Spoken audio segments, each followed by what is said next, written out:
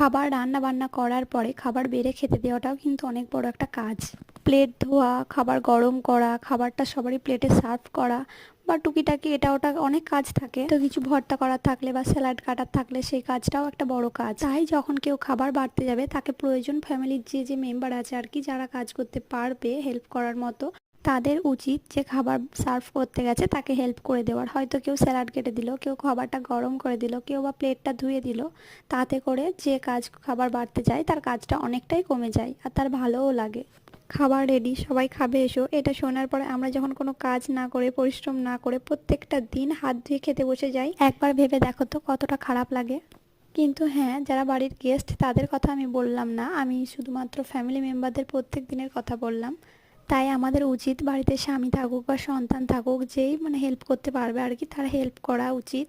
এতে করে একটা মানুষের ওপর চাপটা পড়বে না। কি ঠিক বললাম তো জানি